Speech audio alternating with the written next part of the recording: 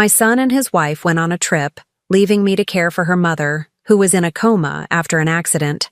As soon as they left, she opened her eyes and whispered something that made my spine freeze. "I'm glad to have you here. Follow my story until the end and comment the city you're watching from, so I can see how far my story has reached." I never imagined that at 64 years old, I'd discover just how little I really knew about my own son.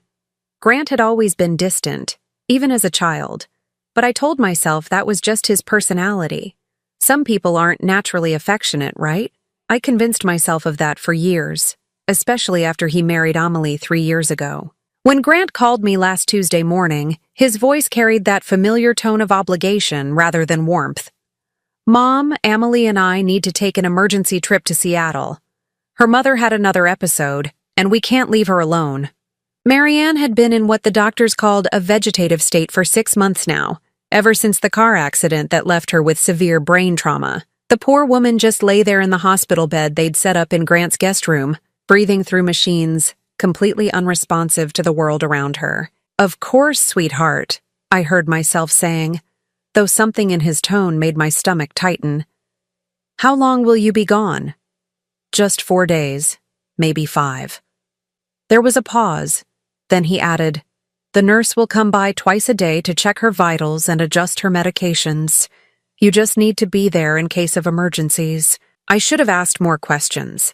I should have wondered why they couldn't hire a full-time caregiver if Marianne needed constant supervision.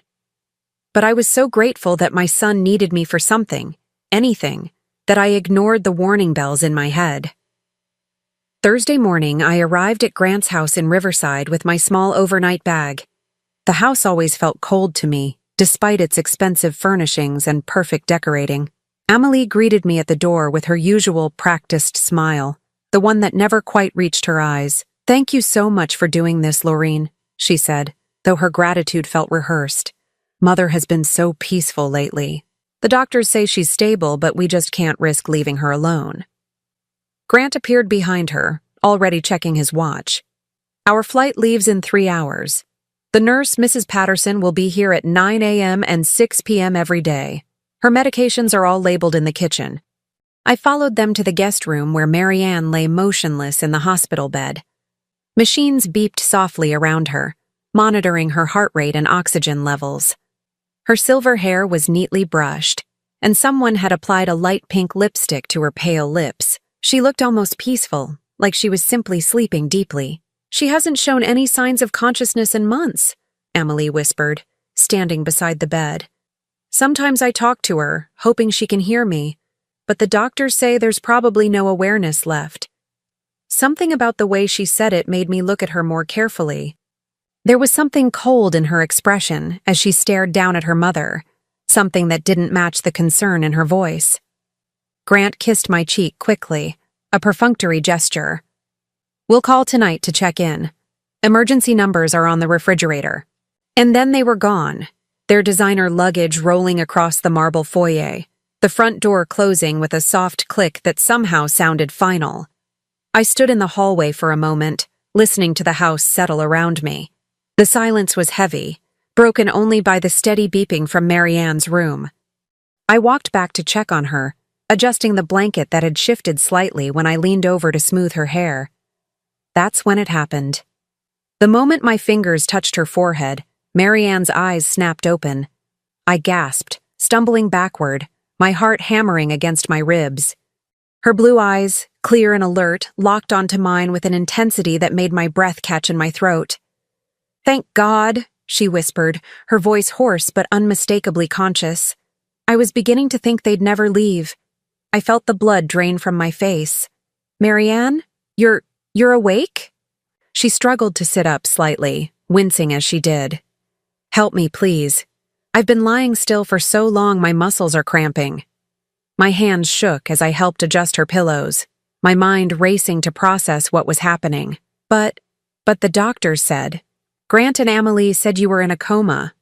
Marianne's laugh was bitter, filled with a pain that went beyond physical discomfort. "Oh, my dear Laureen, there's so much you don't know." She gripped my hand with surprising strength. "They think I'm in a coma because that's what they want to believe. what they need everyone to believe. I don't understand, I whispered, sinking into the chair beside her bed. Marianne's eyes filled with tears, but her voice remained steady. They're drugging me, Laureen. Every day, sometimes twice a day, Amelie gives me injections that knock me unconscious. She tells everyone they're prescribed medications from my neurologist, but they're not. The room seemed to spin around me. That's impossible. Why would they do such a thing? Because, Marianne said, her voice dropping to barely above a whisper, they're stealing everything I own, and they need me unconscious so I can't stop them. I stared at her, my mouth dry, my heart pounding so hard I was sure she could hear it. What do you mean stealing? Marianne closed her eyes for a moment, as if gathering strength. My bank accounts, my investments, my house in Portland. They've been forging my signature, claiming I gave them power of attorney while I was supposedly unconscious. They've already transferred over $200,000 out of my retirement fund. The numbers hit me like physical blows. $200,000. But Grant would never. He's my son. Your son, Marianne said gently but firmly, is not the man you think he is. And Amelie, her voice hardened. Amelie is a monster. I felt sick, my stomach churning with disbelief and growing horror. How do you know all this if they're keeping you unconscious? Because sometimes I fight off the drugs long enough to hear them talking. They think I'm completely out, so they don't bother to leave the room when they discuss their plans. Marianne's grip on my hand tightened. Last week, I heard Amelie on the phone with someone, laughing about how easy it's been to fool everyone. She said the hardest part was pretending to cry at the hospital. The room felt like it was closing in on me. This can't be real. This can't be happening. It gets worse, Marianne whispered, and something in her tone made ice form in my veins. They're not planning to keep this up forever. I heard them arguing about timing, about when to let me naturally slip away. The words hung in the air between us like a death sentence. I couldn't breathe, couldn't think, couldn't process what she was telling me. They want to kill you, I said, the words feeling foreign in my mouth. Marianne nodded slowly. And Laureen, I think you might be in danger too. The silence that followed Marianne's words was deafening. I sat frozen in that chair, staring at this woman I'd believed was unconscious, trying to make sense of what felt like a nightmare I couldn't wake up from. What do you mean I might be in danger? My voice came out as barely a whisper.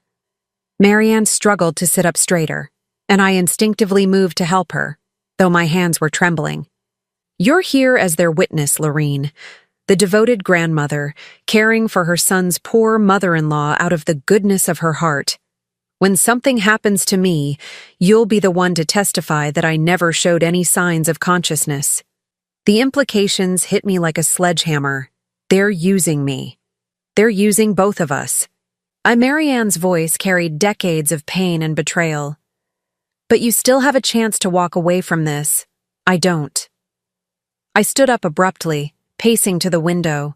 The suburban street looked so normal, so peaceful. Children playing on lawns, neighbors walking their dogs.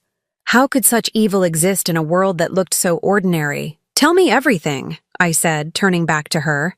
From the beginning. Marianne took a shaky breath. The car accident was real. I was unconscious for about a week in the hospital, but when I started to wake up, when the doctors were talking about recovery and rehabilitation, Amelie convinced them I was having setbacks. She said I was agitated, confused, sometimes violent.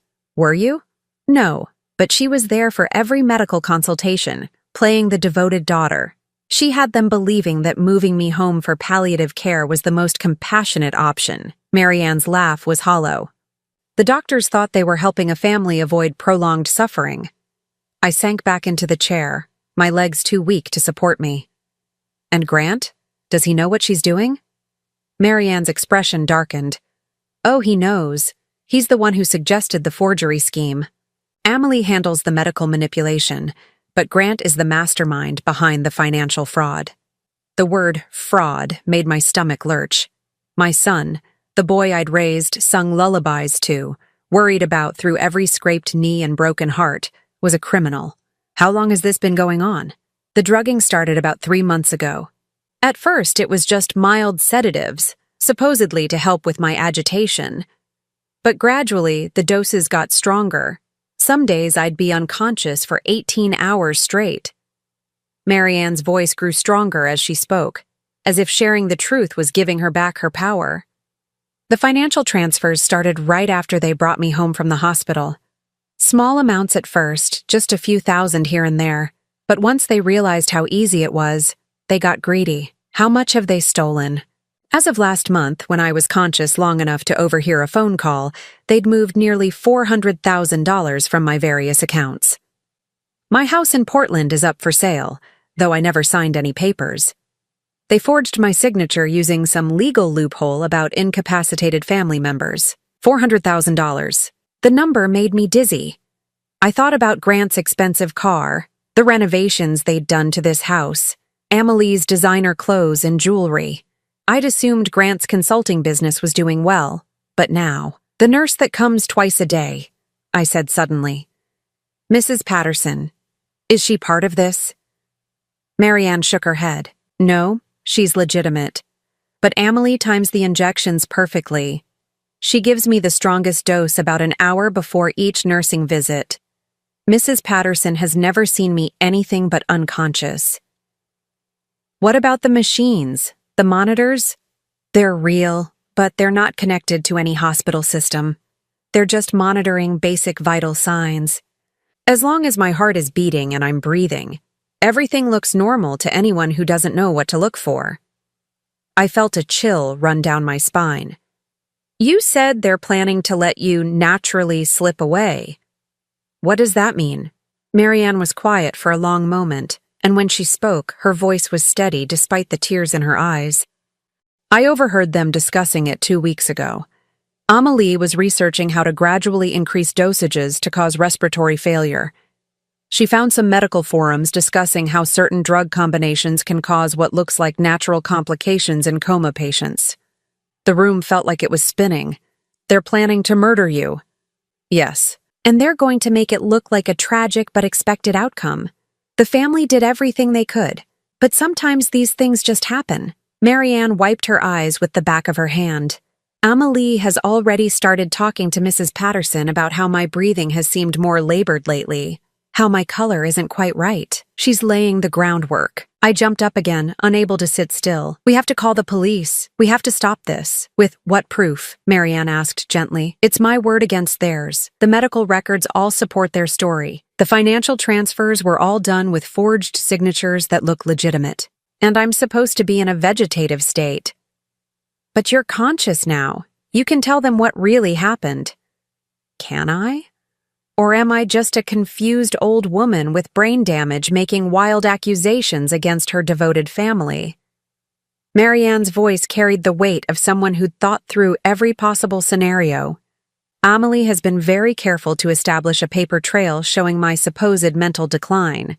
She's even had me diagnosed with early-stage dementia based on behaviors she reported to doctors. The systematic nature of their deception was breathtaking. How long do you think we have? Based on what I overheard, they're planning to start the final phase when they get back from this trip. They wanted me to have a few days under the care of loving family before the tragic turn for the worse. Marianne looked at me with an expression that was somehow both desperate and determined. They needed a witness who could testify to my peaceful final days. That's where you come in. The weight of realization crashed over me. They asked me to come here not because they needed help. They needed an alibi. A perfect alibi. Grant's devoted mother, who loved his wife's family enough to sacrifice her own comfort to help care for an unconscious woman. Who better to vouch for their dedication and grief when I finally succumbed to my injuries? I felt nauseous. All those times Grant called me over the past few months, asking how I was doing, if I needed anything. I thought he was finally growing closer to me. He was keeping tabs on you, making sure you were stable, reliable, and completely unsuspecting. Marianne's voice was gentle but unflinching. I'm sorry, Laureen, but your son has been manipulating you just as much as he's been manipulating everyone else. The last piece of hope I'd been clinging to shattered. Grant didn't need me. He didn't love me. He was using me as an unwitting accomplice in murder. What are we going to do? I whispered. Marianne gripped my hand again, her eyes blazing with a fierce determination I hadn't expected. We're going to beat them at their own game. Over the next several hours, Marianne told me things that made my blood run cold. We spoke in whispers, even though we were alone, as if the walls themselves might betray our conversation to Grant and Amelie. The first time I realized something was wrong was about 4 months ago, Marianne began, her voice growing stronger as she shared her story. I was starting to feel more like myself after the accident. The physical therapy was helping, and I was beginning to remember things more clearly. That's when Amelie started suggesting to the doctors that I was having episodes. What kind of episodes? According to her, I would become violent when she tried to help me with basic tasks. She said I didn't recognize her, that I would scream and try to hit her. She even showed up to one doctor's appointment with scratches on her arms. Marianne's voice was filled with disgust. Scratches she gave herself. I felt sick imagining the performance Amélie must have put on. And the doctors believed her? Why wouldn't they? She was the devoted daughter, exhausted from caring for a traumatized mother. She would cry during the appointments, talking about how heartbreaking it was to see me so confused and angry. She even brought Grant to one visit to confirm her stories. What did Grant say? Marianne's expression hardened. He played his part perfectly. Talked about how difficult it was for Amelie, how worried he was about her mental health from the stress of caring for me. He suggested that perhaps medication could help calm my aggression so that Amelie could provide better care. The calculated nature of their deception was stunning. So the doctors prescribed sedatives. At first, yes, mild ones. But Amelie kept reporting that they weren't working. She said I was getting worse, more violent, more confused. Each visit, she painted a picture of a woman descending further into madness. Marianne paused, closing her eyes as if the memory was painful. The doctors started prescribing stronger medications, and that's when Amelie began preparing her own injections. What do you mean? She would show the doctors the prescription bottles, let them see that she was following their instructions, but she was also adding her own concoctions. Drugs she was somehow getting elsewhere. Marianne's voice dropped. I think she has connections from her previous job. Previous job? She used to work at a rehabilitation facility for elderly patients. She was fired about 5 years ago, though Grant never told me why. I found out later from a mutual friend that there had been some kind of investigation involving patient medications, but nothing was ever proven. The pieces were falling into place, creating a picture so dark I could barely comprehend it. She's done this before. I think so. And I think that's how she and Grant met. Not at the coffee shop like they told everyone, but through some connection related to her work with vulnerable elderly patients. Marianne shifted uncomfortably in the bed. Grant has always been drawn to easy money, even as a teenager. Remember when he got in trouble for selling fake IDs in high school? I did remember, though I'd tried to forget. Grant had been suspended for 2 weeks, and I'd spent hours at the school principal's office, making excuses for his behavior. I thought he'd outgrown that phase. He didn't outgrow anything. He just got better at hiding it. Marianne's voice was filled with a sadness that went beyond her own situation. Laureen, I need you to understand something. This isn't just about money for them. They enjoy it. The control, the deception, the power they have over someone helpless. What do you mean? Sometimes, when they think I'm completely unconscious, they talk to me anyway. Amelie will lean over my bed and whisper things about how pathetic I am, how no one will miss me when I'm gone. Grant talks about all the things they'll buy with my money, the trips they'll take. Marianne's voice trembled slightly. They've turned my suffering into entertainment. I felt rage building in my chest, hot and fierce. Those monsters. Last week, when they thought I was deeply sedated, I heard them discussing timeline. They want to wrap this up before the holidays because they've already booked a cruise to the Mediterranean. They're using my money to pay for it, and they want me dead so they can enjoy it without worry. A cruise? The casual nature of it, the way they were planning to celebrate her murder, made me feel physically ill. $15,000 for a month-long luxury cruise. They've already put down a deposit. Marianne looked directly at me. They're planning to be grieving family members who need time to heal from their tragic loss. The audacity was breathtaking. How do you know all these details? Because they're not as careful as they think they are. When you believe someone is unconscious, you stop monitoring how loudly you speak. And when you're excited about your schemes, you tend to share details. Marianne managed a weak smile. They've essentially confessed their entire plan to me over the past few months. What exactly is the plan? Marianne took a deep breath, as if preparing herself to relive the most terrifying parts. Starting when they return from Seattle, Amelie is going to begin documenting what she calls concerning changes in my condition. She'll call Mrs. Patterson and maybe even bring in another nurse for a second opinion. She's going to report that my breathing seems labored, that my color is off, that she's noticed signs of organ failure. But you're fine. Not for long. She's going to increase the drug dosages to actually cause the symptoms she's reporting. Respiratory depression, irregular heartbeat, signs that my body is shutting down. Marianne's voice was clinical, as if she were discussing someone else's death. The beauty of their plan is that it will look completely natural. A brain-injured woman whose body finally gives up the fight. How long do they think this will take? Based on what I overheard, they're planning for it to happen over about 10 days. Long enough to seem natural, but not so long that it becomes inconvenient. Marianne paused. They want me dead before Thanksgiving. That was less than 3 weeks away. And what about after? What happens when you're dead? They inherit everything through Amelie's status as my next of kin. The house, the remaining money, my life insurance policy. They've already researched probate laws to make sure there won't be any complications. Marianne's voice grew cold. They've even picked out my burial plot. The cheapest one they could find, of course. No point in wasting money on a dead woman. I was shaking with rage and horror. We have to stop them. We have to find a way to prove what they're doing. I've been thinking about that for months, Marianne said. The problem is that everything they've done has been very carefully planned. The medical records, the financial documents, even the witnesses who can testify to my supposed condition. It all supports their story. But we know the truth now. We know the truth, but proving it is another matter entirely. Marianne looked at me with an expression that was both desperate and determined. That's why I need your help, Laureen. You're the only person who's seen me conscious. You're the only one who knows what they're really doing. What do you want me to do? Marianne was quiet for a moment, and when she spoke, her voice was stronger than it had been all day. I want you to help me gather evidence, real evidence, the kind that even the best lawyers can't explain away. How?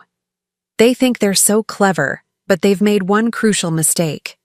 Marianne's eyes had a fierce gleam. They trust you completely. Grant believes his sweet, naive mother would never suspect anything. He thinks you're the perfect witness because you're too innocent to see what's really happening. So we use that. Exactly. Over the next few days before they return, I need you to help me find proof of what they've been doing. Bank records, medication bottles, anything that shows the truth about their scheme. Marianne gripped my hand tightly. And when they come back and start the final phase of their plan, we'll be ready for them. What if they suspect something? What if they realize you're conscious? Marianne smiled, and for the first time since this nightmare began, I saw hope in her expression. Then we'll give them the performance of their lives. We'll let them think they're winning right up until the moment we destroy them. The determination in her voice sent chills down my spine, but they weren't chills of fear anymore. They were chills of anticipation. For the first time in my life, I was going to fight back against the people who had used and manipulated me, and we were going to win. The next 2 days passed in a blur of careful investigation. Marianne and I worked together like detectives, gathering evidence whenever Mrs. Patterson wasn't scheduled to visit. We had to be incredibly careful about timing. Marianne would pretend to be unconscious during the nurse's visits, and I would play the role of the concerned caregiver, asking appropriate questions about her condition. Mrs. Patterson was a kind woman in her 50s who genuinely cared about her patients. Watching her check Marianne's vital signs and adjust her blankets with such gentle professionalism made me realize how thoroughly Grant and Amelie had deceived everyone involved. Her breathing seemed steady today, Mrs. Patterson noted during her Friday morning visit, making notes on her chart. How has she been overnight? Very peaceful, I replied, hating how easily the lies came now. No changes that I've noticed. After she left, Marianne and I immediately got back to work. She directed me to places in the house where Grant and Amelie had hidden evidence of their crimes. Check the filing cabinet in Grant's office, Marianne whispered. Top drawer behind the tax documents. That's where they keep the forged papers. I found what she was talking about. Copies of power of attorney documents, medical directives, and bank authorizations, all bearing Marianne's signature. But when I compared them to her real signature on some old Christmas cards, the differences were obvious to anyone who knew what to look for. They practiced, Marianne explained when I showed her what I'd found. I caught Amelie tracing my signature on practice sheets months ago. When I asked her about it, she said she was helping me with thank you notes for get well cards. I believed her. We also found records of the illegal drug purchases. Amelie had been ordering sedatives through online pharmacies, using fake prescriptions and multiple identities. The shipping records were all there, hidden in a box in their bedroom closet. She's been getting them delivered to different addresses, I told Marianne, as I photographed the evidence with my phone. Post office boxes, neighbors' houses when they're out of town, even some to your old address in Portland. How much has she spent on this? I added up the receipts. Over $3,000 in the past 4 months. All paid for with transfers from your bank account. The irony was sickening. They were using Marianne's own money to buy the drugs they planned to kill her with. But our most disturbing discovery came when I found Amelie's journal. She keeps a diary? Marianne asked when I told her what I'd found hidden behind books in their bedroom. Not exactly a diary, more like planning notes. I felt sick reading it. She's been documenting everything. The drug combinations, the timing, even her observations about how you react to different dosages. Marianne was quiet for a long moment. Read me some of it. I opened the journal to a random page and read, October 15th, increased morning dose to 4 milliliters. Subject remained unconscious for 19 hours. Breathing remained stable, but heart rate dropped to 58 beats per minute. Need to adjust to avoid suspicious readings during nurse visits. She's treating me like a lab experiment, Marianne said, her voice barely above a whisper. I turned to another page. October 22nd. Subject showed signs of awareness around hour 16. Made soft sounds when repositioned. Administered additional dose immediately. Note, may need to increase standard dosage to prevent breakthrough consciousness. My God, Marianne. She's been studying how to keep you unconscious more effectively. What else does it say? I flipped through more pages, each entry more chilling than the last. October 28th. Discussed timeline with G. Agreed to begin final phase after Seattle trip. Will document declining condition starting November 1st. Estimate 10 to 12 days for complete respiratory failure. G excited about December cruise. Suggested upgrading to suite with our windfall. Marianne closed her eyes, but not before I saw tears forming.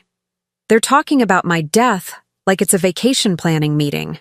The final entry was the worst. November 2nd, L will be perfect witness to final days. Her testimony about peaceful final weeks will be crucial for any insurance investigations.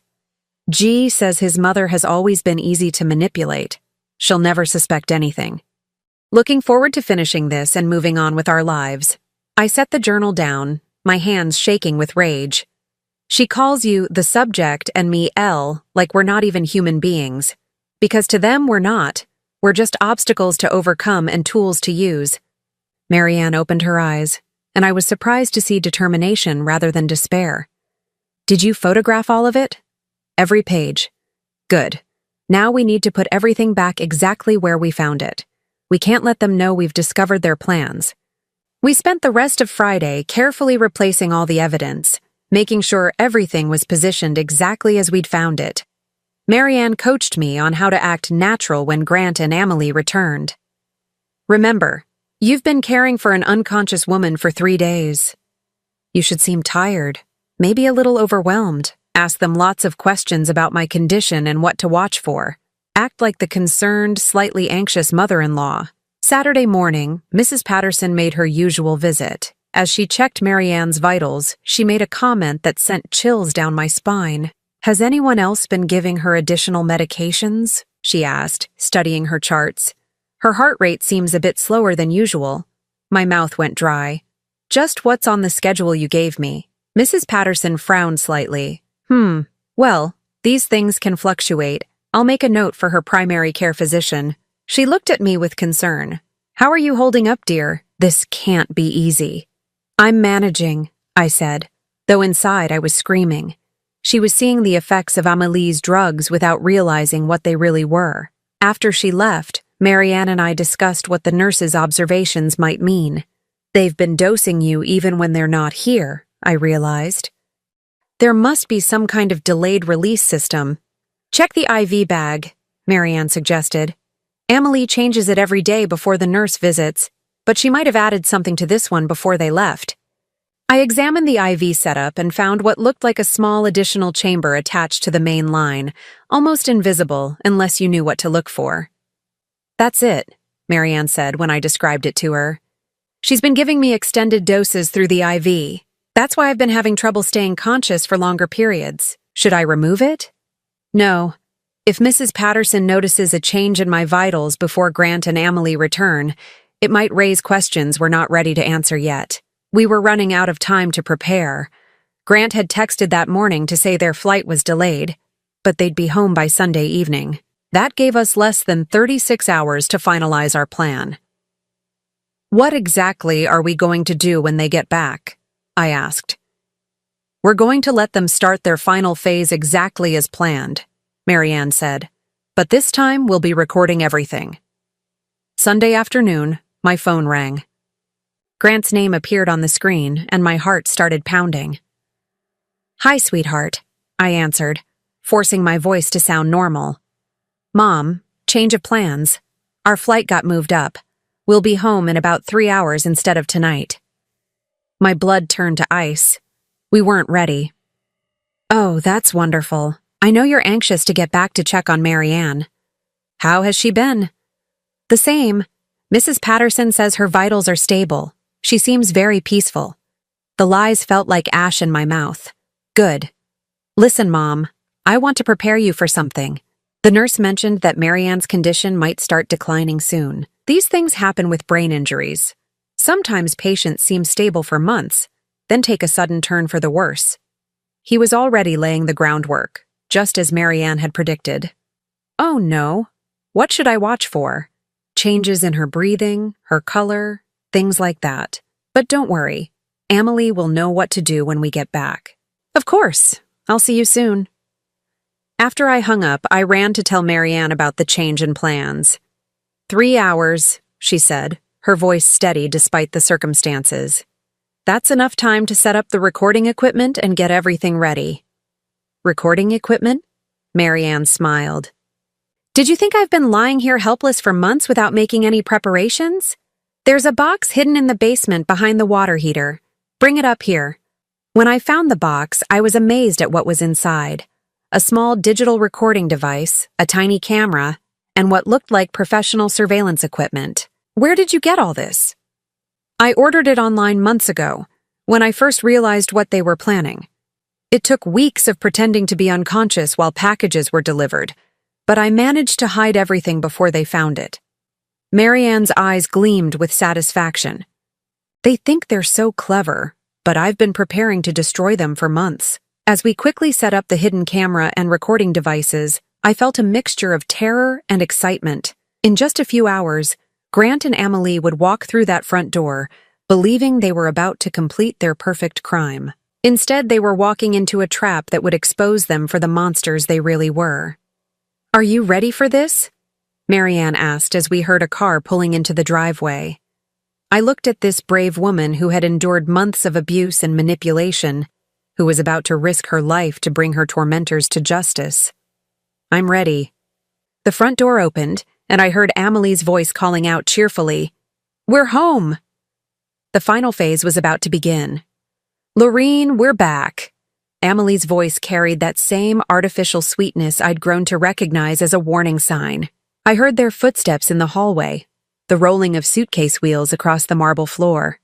Marianne squeezed my hand once, then immediately went limp, her eyes closing as she slipped back into her performance.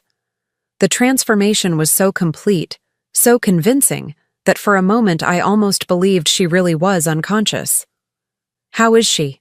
Grant asked as he appeared in the doorway. His face showed what looked like genuine concern, but now I could see the calculation behind his expression. "Very peaceful," I said, standing up from the chair beside Marianne's bed. "Mrs. Patterson was here this morning. She said her vitals were stable, but mentioned that her heart rate seemed a little slower than usual." I watched Amelie's face carefully as I said this. There was a flicker of something, satisfaction, before she arranged her features into an expression of worry. "Oh dear," she murmured, moving to Marianne's bedside. "Sometimes that can be a sign of changes in her condition." She placed her hand on Marianne's forehead with theatrical tenderness. "Poor mother. She's been fighting so hard for so long." Grant moved to stand beside his wife, and for a moment they looked like a devoted couple concerned about their loved one. If I hadn't known the truth, I might have been moved by their apparent grief. "The nurse mentioned that we should watch for any changes," I said carefully. "What exactly should I be looking for?" "Well," Amelie said, still stroking Marianne's hair with fake affection, "with brain injuries like mother's, sometimes patients can take sudden turns for the worse. Their breathing might become labored, their color might change. It's all part of the natural progression of her condition." The way she said natural progression made my skin crawl. She was already preparing the narrative for Marianne's murder. "Is there anything we can do to help her?" I asked, playing my part as the concerned but naive mother-in-law. Grant and Amelie exchanged a look that lasted just a fraction too long. "We just have to keep her comfortable," Grant said. "Make sure she's not in any pain. The medications help with that," Amelie added. "I'll need to adjust her dosages based on how she's been responding while we were gone." I felt my pulse quicken. This was it. They were about to begin the final phase of their plan. Should I stay to help?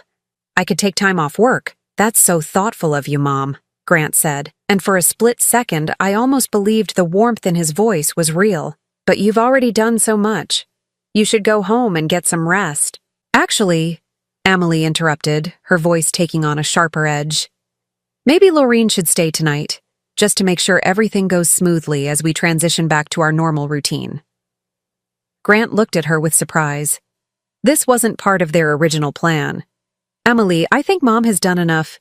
"No, I insist." Amelie's smile didn't reach her eyes. "Families should be together during difficult times." Something in her tone sent alarm bells ringing in my head. This wasn't about wanting my help. This was about control. "Of course I'll stay," I said, trying to keep my voice steady. "Whatever you need." Over the next few hours, I watched them settle back into their routine with mounting horror. Amelie checked and rechecked Marianne's medications, making careful notes about dosages and timing. Grant spent time on his laptop, and I caught glimpses of what looked like travel websites and bank statements. During dinner, take-out Chinese food eaten mostly in silence, Grant's phone buzzed with a text message. He glanced at it and smiled in a way that made my stomach turn. "Good news?" Amelie asked. "The cruise line confirmed our upgrade. Penthouse suite with a private balcony." He looked at me and added casually, "We're taking a long vacation after the holidays. We've been under so much stress with Marianne's condition." "That sounds wonderful," I managed to say. "You both deserve a break." The casual way they discussed their murder vacation while sitting just yards away from their intended victim was breathtaking in its cruelty. Later that evening, as we sat in the living room, Amelie began what sounded like a rehearsed conversation. "Laureen, I want you to know how much it means to us that you've been so involved in Mother's care," she said. "It shows what kind of person you are." "She's always been dependable," Grant added, reaching over to pat my hand. "Even when I was growing up, Mom was always there when we needed her." The irony of his words wasn't lost on me. I had been there when he needed me, to provide alibis for his crimes. "I just want to help," I said softly. "You have helped. More than you know." Amelie's voice dropped to a more serious tone. but I need to prepare you for what might happen over the next few days. The doctors have warned us that Mother's condition could deteriorate quickly. What do you mean? Grant leaned forward, his expression grave. Sometimes with brain injuries, patients seem stable for months, then suddenly take a turn. Their body systems start failing one by one. It's heartbreaking, Amelie added, dabbing at her eyes with a tissue. But it's also a blessing in a way. Mother won't suffer much longer. They were so convincing, so practiced in their deception. If I hadn't heard Marianne's story, if I hadn't seen the evidence of their crimes, I would have believed every word. Is there anything I can do to help during this difficult time? I asked. Just be here, Grant said. Having family around makes it easier to cope. Amelie nodded. And if anything happens, if Mother takes a sudden turn, we'll need you to help us understand that we did everything we could. There it was. The real reason they wanted me to stay. They needed their witness present for the final act. Around 10 o'clock, Amelie announced it was time to give Marianne her evening medications. This might be a good learning experience for you, Laureen, she said as we walked to Marianne's room, in case you ever need to help with her care again. I watched in horrified fascination as Amelie prepared the injection. She was so casual about it, chatting about the different medications and their purposes while she drew liquid from multiple vials into the syringe. This one is for pain management, she explained, holding up one vial. This is to help with muscle spasms, and this one helps her sleep peacefully. The peaceful sleep medication, I realized, was probably the sedative that would keep Marianne unconscious for the next 18 hours. As Amelie administered the injection, I had to fight the urge to stop her, but we needed them to reveal more of their plan, and Marianne had insisted she could handle whatever they gave her for one more night. How long before it takes effect? I asked. Usually within 15 minutes she'll be deeply asleep, Amelie said, disposing of the needle in a medical waste container. She won't wake up until late tomorrow morning. Grant appeared in the doorway. Everything okay in here? Just fine. Mother should rest comfortably now. Amelie smoothed Marianne's blanket with mock tenderness. Sweet dreams, Mother. As we left the room, I felt sick knowing that Marianne was already fighting off the drugs coursing through her system, but I also felt a surge of admiration for her strength and determination. Back in the living room, Grant poured himself a scotch while Amelie made tea. The atmosphere felt almost celebratory, though they were trying to hide it. I'm exhausted, Amelie announced after finishing her tea. I think I'll turn in early. Laureen, the guest room is all set up for you. Actually, Grant said, setting down his glass with more force than necessary, I think we need to have a conversation first. Something in his tone made both Amelie and me look at him sharply. He was staring at me with an expression I'd never seen before. Cold, calculating, almost predatory. Grant? I said uncertainly. He walked to the window and pulled the curtains closed, then turned back to face me. Mom, I need you to understand something about the situation here. Amelie moved to stand beside him, and suddenly they looked less like a grieving couple and more like a team preparing for battle. What situation? I asked, though my heart was already pounding with dread. The situation with Marianne's condition, Grant said slowly, and your role in what's going to happen over the next few days. I don't understand. Grant and Amelie exchanged another look, and this time I saw something pass between them that made my blood run cold. Mom, Grant said, his voice taking on a tone I remembered from his teenage years when he was about to lie his way out of trouble. Marianne is going to die this week, and you're going to help us make sure no one asks any uncomfortable questions about it. The words hit me like physical blows. Even though I'd known this was their plan, hearing Grant say it so casually, so matter-of-factly, made it real in a way that terrified me. Grant? What are you talking about? Don't play dumb, Mom. It doesn't suit you. His voice was hardening now, losing all pretense of warmth. You've been here for 3 days. You've seen Marianne's condition. When she dies, and she will die very soon, you're going to tell everyone that she went peacefully, surrounded by family who loved her. You're scaring me, I whispered, which wasn't entirely an act. Amelie stepped forward, her mask of sweetness completely gone now. You should be scared, Laureen, because you have a choice to make. You can be part of this family, or you can be a problem that needs to be solved. What kind of choice? Grant sat down across from me, leaning forward with his elbows on his knees. Here's what's going to happen, Mom. Over the next few days, Marianne's condition is going to deteriorate. Her breathing will become labored, her heart rate will become irregular, and eventually her body will give up the fight. And you're going to be here to witness all of it, Emily added. You're going to see how hard we fight to save her, how devastated we are when we lose her. When the paramedics come, when the police ask routine questions, when the insurance investigators follow up, you're going to tell them exactly what you saw, Grant continued. A loving family doing everything possible for a brain-injured woman who tragically lost her battle. I stared at them, these two people who were calmly explaining how they planned to commit murder and use me as their alibi. And if I don't? The temperature in the room seemed to drop 10 degrees. Mom, Grant said softly, you're 64 years old. You live alone. You don't have much family besides me. Accidents happen to elderly people all the time. The threat was clear, even though he'd wrapped it in gentle language. I felt true fear for the first time since this nightmare began. You wouldn't, I breathed. We really hope we won't have to, Emily said, her voice bright and cheerful again. We much prefer having you as our ally rather than our enemy. After all, family should stick together. I sat there in stunned silence, trying to process what they'd just told me. They weren't just planning to murder Marianne. They were prepared to kill me too if I didn't cooperate with their scheme. I need some time to think, I finally managed to say. Of course you do, Grant said, standing up and walking over to pat my shoulder. The gesture felt like a snake wrapping around my neck. Take all the time you need, but remember, Mom, we start tomorrow morning, and we need to know that you're with us. As I walked to the guest room on shaking legs, I heard them whispering in the living room behind me.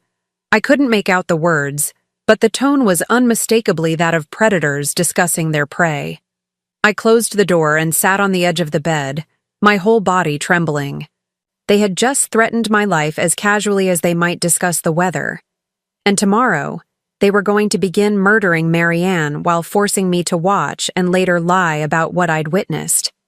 But what they didn't know, what they couldn't possibly suspect, was that every word of their confession had just been recorded by the hidden devices Marianne and I had planted throughout the house. The trap had been sprung, and they had walked right into it. I barely slept that night.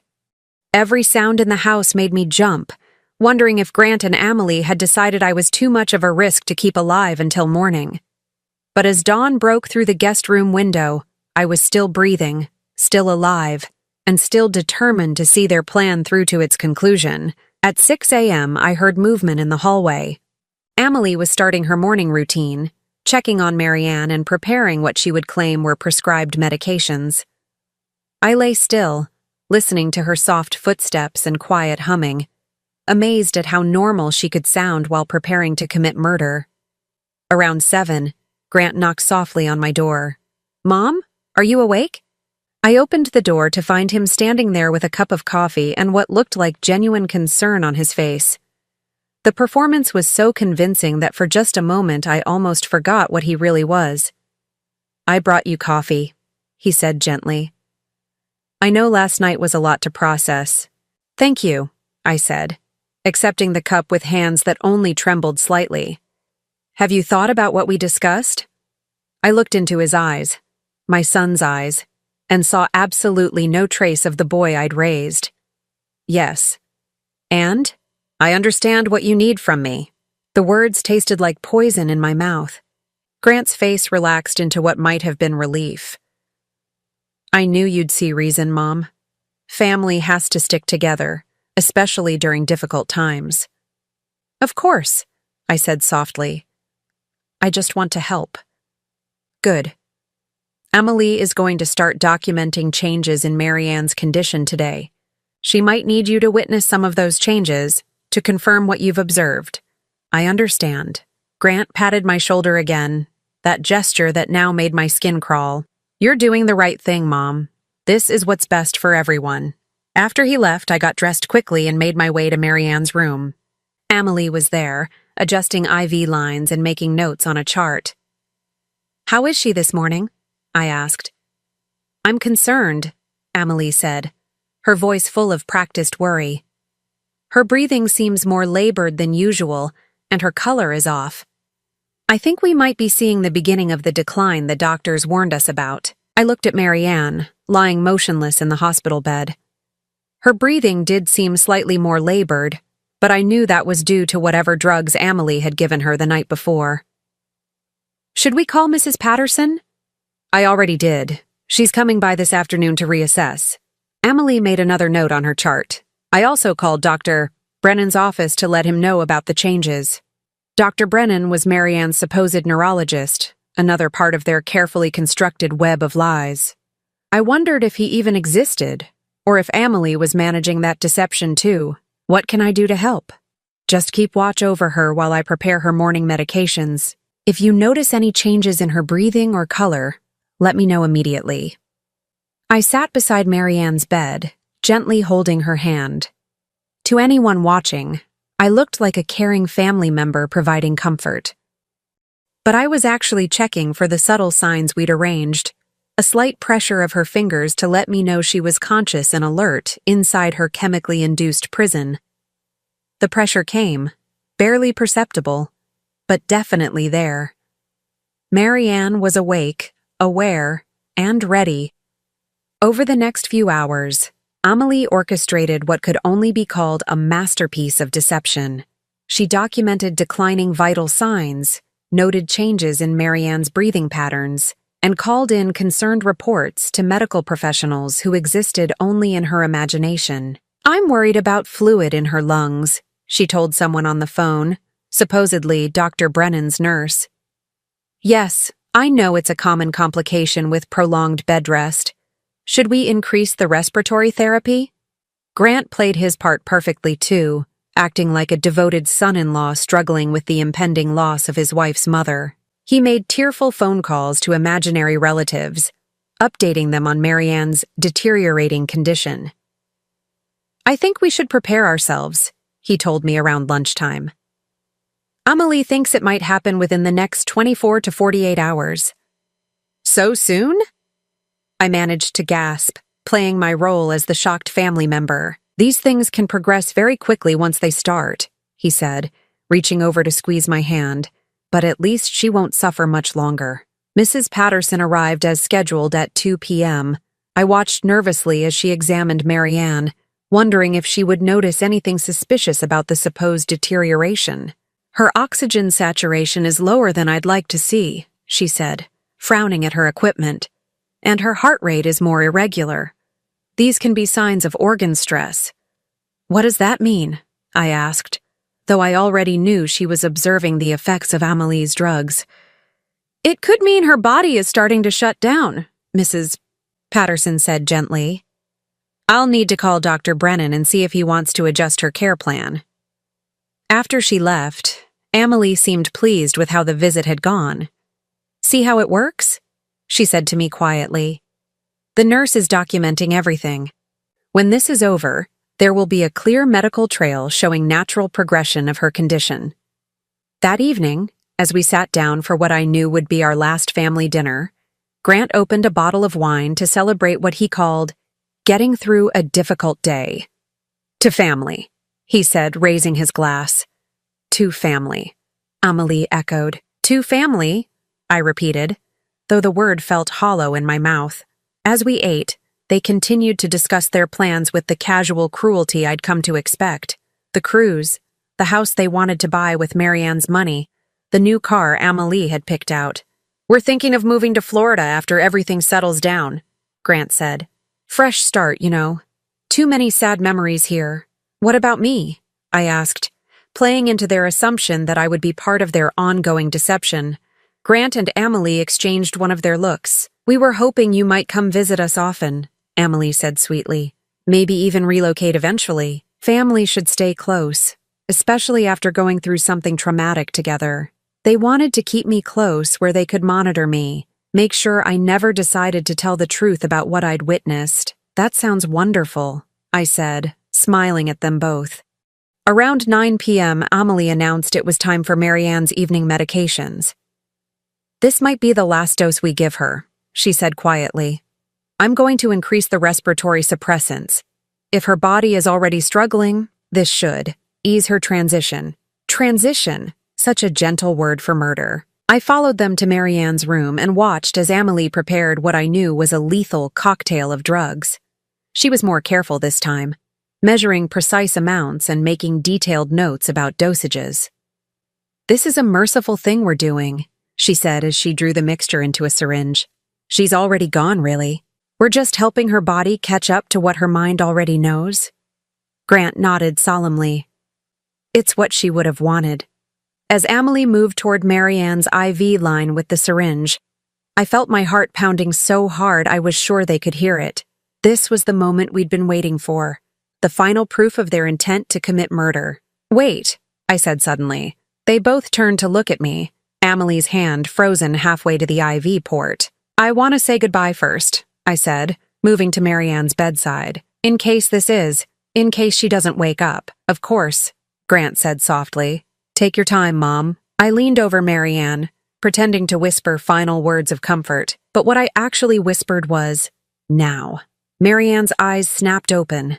The effect was electric. Amelie screamed and dropped the syringe, its contents spilling across the floor. Grant stumbled backward, his face turning white with shock.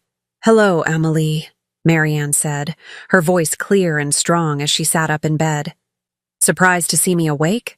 For a moment, no one moved. The three of us stared at Marianne as if she had risen from the dead, which, in a way, she had. That's impossible," Amelie stammered. "You've been unconscious for months. Your brain damaged. You can't what? Can't think? Can't remember? Can't plan?" Marianne swung her legs over the side of the bed with surprising grace.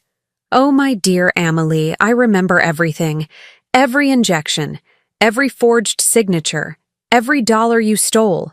Grant found his voice. "This is impossible. You're having some kind of episode. You're confused. Am I?"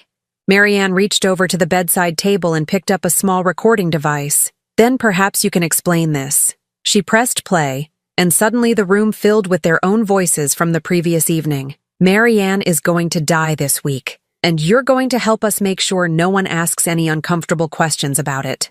Grant's face went from white to gray. Amelie looked like she might faint. "Keep listening," Marianne said calmly. The recording continued. "Over the next few days, Marianne's condition is going to deteriorate. Her breathing will become labored, her heart rate will become irregular, and eventually her body will give up the fight." "You recorded us," Amelie whispered. "For months," Marianne confirmed. "Every confession, every plan, every casual discussion about my murder.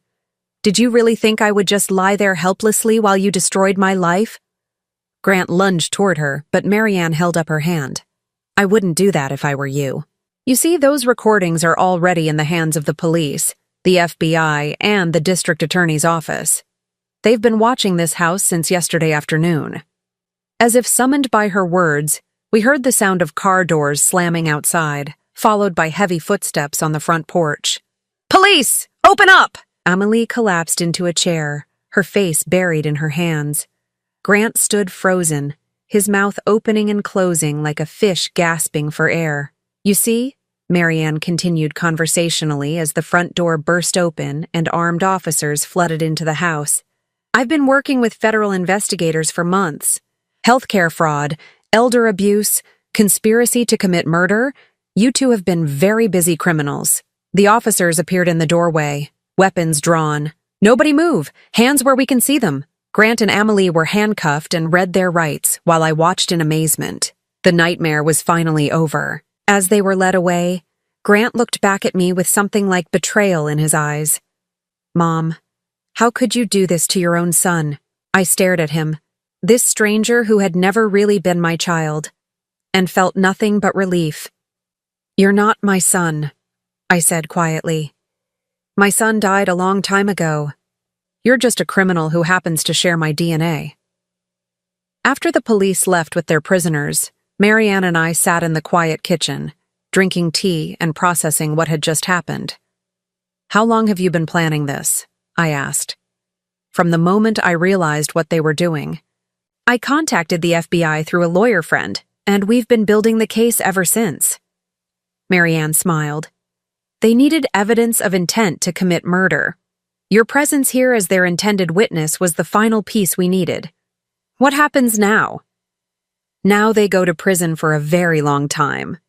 Healthcare fraud alone carries a 20-year sentence. Add in the elder abuse, the theft, the conspiracy to commit murder. Marianne shrugged. They'll be old before they see freedom again. And the money they stole? Already recovered and returned to my accounts. The FBI had been tracking every transaction. Marianne reached across the table and squeezed my hand. Lorene, I can never thank you enough. Without your help, they would have gotten away with it. I thought about that, about how close they had come to the perfect crime. If I hadn't been there to witness Marianne's awakening, if I hadn't been brave enough to help her gather evidence, Grant and Amelie would be planning their cruise vacation while Marianne lay in a grave. What will you do now? I asked. Live, Marianne said simply. For the first time in months, I can actually live without fear. And you? I considered the question. At 64, I was starting completely over. No son, no family obligations, no one to please or worry about except myself. I think I might travel, I said, surprising myself with the words. I've always wanted to see Ireland. Marianne's eyes lit up. I've always wanted to see Ireland too. Perhaps we could go together. The idea sent a warm feeling through my chest. The first genuinely happy emotion I'd felt in months. I'd like that very much. 6 months later, Marianne and I stood on the cliffs of Moher, watching the Atlantic Ocean crash against the rocks below. The wind whipped our hair around our faces, and we laughed like schoolgirls as we struggled to take selfies with the dramatic coastline behind us.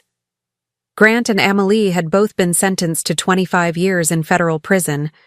The trial had been a media sensation, with headlines about the son and daughter-in-law who tried to murder an elderly woman for her inheritance. I'd testified at their sentencing hearing, looking both of them in the eye as I described the terror and betrayal I'd felt when they threatened my life. Neither of them had shown any remorse. Even facing decades in prison, they maintained they were the victims of an elaborate setup. But justice had been served, and more importantly, Marianne and I had found something neither of us expected. Friendship, freedom, and a second chance at happiness. As we walked back toward our rental car, Marianne linked her arm through mine. Where to next? She asked. I smiled, feeling lighter and more alive than I had in years. Anywhere we want. And for the first time in my life, that was exactly true. Now I'm curious about you, who listened to my story. What would you do if you were in my place? Have you ever been through something similar? Comment below. And meanwhile, I'm leaving on the final screen 2 other stories that are channel favorites, and they will definitely surprise you. Thank you for watching until here.